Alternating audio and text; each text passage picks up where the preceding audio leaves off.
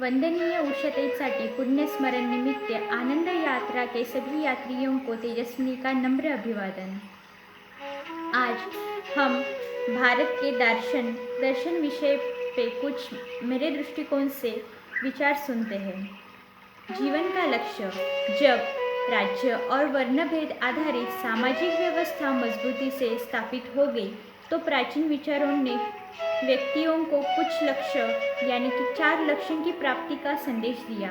ये नियम थे: सामाजिक व्यवस्था का अनुपालन अर्थात धर्म, आर्थिक संस्थानों का प्रतिबंधन अर्थात अर्थ, शारीरिक सुख अर्थात काम और मुक्ति का मार्ग अर्थात मोक्ष। इन सभी उद्देश्यों को लिखित रूप में समझाया गया। अर्थव्यवस्था से संबंधित मामले कौटिल्य रचित प्रसिद्ध पुस्तक अर्थशास्त्र में है। राजकीय और सामाजिक संरचना की व्यवस्था धर्म क्षेत्र के विषय बन गए और शारीरिक सुख यानी काम पर चर्चा काम सूत्र में हुई। ज्ञान की ये तीनों शाखाएं प्राथमिक रूप से भौतिक दुनिया और इसकी समस्याओं से संबंधित थी। इनमें मुक्ति के सवाल को कभी नहीं छुआ गया, इसलिए मोक्ष या मुक्ति दर्शन ग्रंथों का मुख्य विषय बन गया। इसका मतलब जन्म और मृत्यु के चक्र से मुक्ति पाना, जिस पर पहली बार गौतम बुद्ध ने उपदेश दिया और बाद में कुछ ब्राह्मणवादी दर्शनों ने इसे आगे बढ़ाया। ईस्वी सन की शुरुआत तक दर्शन की 6 शाखाएं विकसित हो चुकी थी। इसे सांख्य, योग, न्याय, वैशेषिक, मीमांसा और वेदांत के रूप में जाना जाता था। सर्वप्रथम सांख्य दर्शन। सांख्य, जिसका अर्थ संख्या या गिनती होता है, पहले उत्पन्न हुआ लगता है। प्रारंभिक सांख्य दर्शन के अनुसार दुनिया के निर्माण के लिए दिव्य शक्ति आवश्यक नहीं है। दुनिया के निर्माण का श्रेय भगवान की तुलना में प्रकृति को अधिक जाता है। यह तर्कसंगत और वैज्ञानिक दृष्टिकोण था। 4वीं शताब्दी के आसपास प्रकृति के अलावा पुरुष या आत्मा को सांख्य प्रणाली में एक तत्व के रूप में पेश किया गया और दुनिया का निर्माण इन दोनों से मिलकर बताया गया। नई दृष्टिकोण के अनुसार प्रकृति और आध्यात्मिक तत्व एक साथ दुनिया का निर्माण करते हैं। इस प्रकार शुरुआत में दर्शन की सांख्य शाखा भौतिकवादी थी, लेकिन बाद में यह अध्यात्मवादी बन गई। प्रारंभ में इस शाखा के अनुसार एक व्यक्ति वास्तविक ज्ञान की प्राप्ति के माध्यम से उद्धार प्राप्त कर सकता है और उसका दुख हमेशा के लिए समाप्त हो सकता है। इस ज्ञान को अनुभूति, प्रत्यक्ष, अवधारणा, अनुमान और श्रवण शब्द के माध्यम से प्राप्त किया जा सकता है। आज यही तीनों तरीके आधुनिक वैज्ञानिक दृष्टिकोण, आधुनिक पद्धति की भी विशेषताएं हैं। इसके बाद आता है योग। योग शाखा के अनुसार एक व्यक्ति ध्यान और शारीरिक व्यायाम के माध्यम से मुक्ति प्राप्त कर सकता है। ज्ञानेंद्रिय और कर्मेंद्रियों पर नियंत्रण का अभ्यास इस प्रणाली का मूल आधार है। मोक्ष प्राप्त करने के लिए विभिन्न मुद्राओं में शारीरिक व्यायाम किया जाता है, जिसे आसन कहते हैं, और श्वास व्यायाम को प्राणायाम कहा जाता है। ऐसा माना जाता है कि इन तरीकों के माध्यम से मन सांसारिक मामलों से दूर हटकर एकाग्रचित होता है।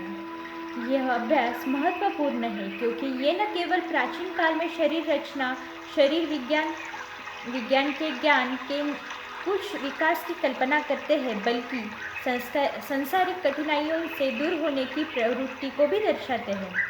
इसके बाद न्याय दर्शन।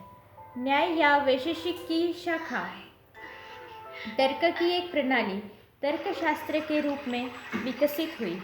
इसके अनुसार ज्ञान प्राप्ति के माध्यम से मोक्ष प्राप्त किया जा सकता है। इसमें सबसे अधिक महत्वपूर्ण है कि तर्क या कथन की सच्चाई का परीक्षण अनुमान, श्रवण शब्द और सादृश्यानुमान या उपमान से किया जा सकता है। उन्होंने तर्क का इस्तेमाल कुछ 3 बातों से बताया है। सर्वप्रथम, पहाड़ में आग है, बाद में क्योंकि वहाँ धुआं है, और तीसरा, जहाँ जहाँ धुआं है वहाँ वहाँ अग्नि होती है। इस दर्शन में तर्क के उपयोग पर बल दिया गया, जिससे भारतीय विद्वान भी प्रभावित होकर व्यवस्थित और तार्किक सोच एवं विमर्श पर ध्यान दिया जाने लगे। उसके बाद हम वैशेषिक दर्शन के बारे में कुछ चर्चा करते हैं। वैशेषिक शाखा भौतिक तत्वों या द्रव की चर्चा को महत्व देता है। वे विशेष और सामान्य के बीच एक रेखा खींचती है। पृथ्वी, जल, अग्नि, वायु और गगन अर्थात आकाश मिलकर नई वस्तुओं को जन्म देते हैं। वैशेषिक शाखा में परमाणु सिद्धांत की स्थापना की। इसने माना कि सभी भौतिक वस्तुएं परमाणु से बनी होती है। इस प्रकार वैशेषिक ने भी भारत में भौतिक की शुरुआत की, लेकिन यह वैज्ञानिक दृष्टिकोण ईश्वर और अध्यात्म के विश्वास के कारण कमजोर पड़ गया और बाद में इस शाखा ने स्वर्ग और मुक्ति दोनों को माना। इसके बाद आता है मीमांसा। मीमांसा को पूर्व मीमांसा भी कहा जाता है और वेदांत को उत्तर मीमांसा भी कहा जाता है। हम बात करते हैं मीमांसा की। मीमांसा का शब्दार्थ है कि तर्क और व्याख्या की कला। यहाँ विभिन्न वैदिक अनुष्ठानों को जांचे सिद्ध करने के लिए तर्क का इस्तेमाल किया जाता था और मुक्ति की प्राप्ति उनके प्रदर्शन पर निर्भर था। मीमांसा शाखा के अनुसार वेदों में ही शाश्वत सत्य है। इस दर्शन का मुख्य उद्देश्य स्वर्ग और मोक्ष प्राप्त करना था। एक व्यक्ति अपने कमाए गए पुण्यों के हिसाब से ही स्वर्ग प्राप्ति का आनंद लेता है। जब उसके अर्जित पुण्य समाप्त हो जाते हैं तो वह पृथ्वी पर लौट आता है। किंतु अगर वही मुक्ति प्राप्त करता है तो वह दुनिया में जन्म और मृत्यु के चक्र से पूरी तरह मुक्त हो जाता है। मीमांसा शाखा ने मोक्ष प्राप्त करने के लिए वैदिक यज्ञ का समर्थन किया, जिसके लिए पुजारियों की सेवा करना और विभिन्न वर्गों के बीच सामाजिक स्तर बनाए रखना आवश्यक था। मीमांसा दर्शन के प्रचार के माध्यम से ब्राह्मणों ने धार्मिक अनुष्ठानों में अपने अधिकार और ब्राह्मण प्रधान सामाजिक स्तरीकरण को बनाए रखने की कोशिश की। इसके बाद आता है वेदांत अर्थात वेदों का अंत। वेदांत का अर्थ है वेद का अंत। ईस्वीसन पूर्व 2री शताब्दी के संकलित बादरायन का ब्रह्मसूत्र इस दर्शन का मूल आधार ग्रंथ है। बाद में इस पर 2 प्रसिद्ध टीकाएं भी लिखी गई। पहला 9वीं शताब्दी में शंकर द्वारा और दूसरा 12वीं शताब्दी में रामानुज द्वारा। शंकर के ब्रह्म को किसी विशेष गुण से रहित माना, लेकिन रामानुज ने ब्रह्म गुण संपन्न है। शंकर ने ज्ञान को मुक्ति का मुख्य साधन माना, लेकिन रामानुज की मुक्ति का मार्ग भक्ति, प्रेम, विश्वास का अभ्यास है। वेदांत दर्शन का मूल प्राचीन उपनिषदों में मिलता है। इसके अनुसार ब्रह्म ही सत्य है और बाकी सब कुछ माया है। ब्रह्म सत्य, जगत मिथ्या। आत्मा और ब्रह्म अभेद है।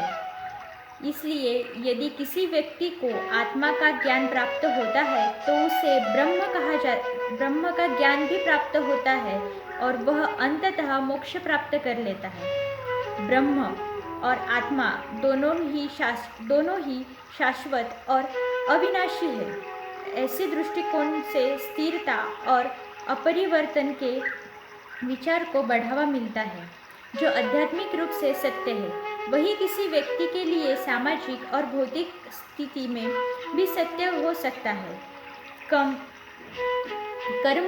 कर्म का सिद्धांत वेदांत के दर्शन से जुड़ा हुआ था। इसका अर्थ है कि अपने वर्तमान जन्म में एक व्यक्ति को अपने पुनर्जन्म किए गए कार्यों के परिणाम भुगतने पड़ते हैं।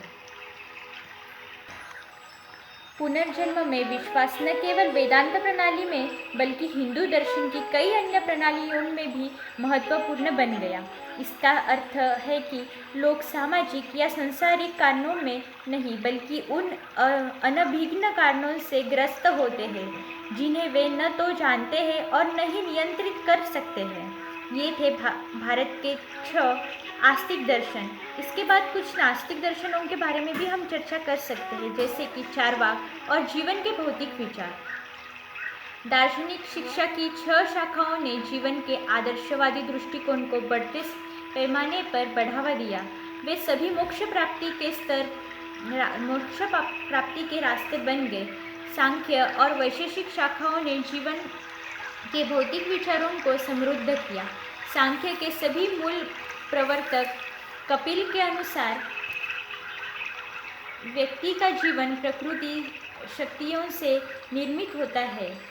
इस प्रकार की कुछ बातों के साथ हम अपना विषय यही समाप्त करते हैं। धन्यवाद।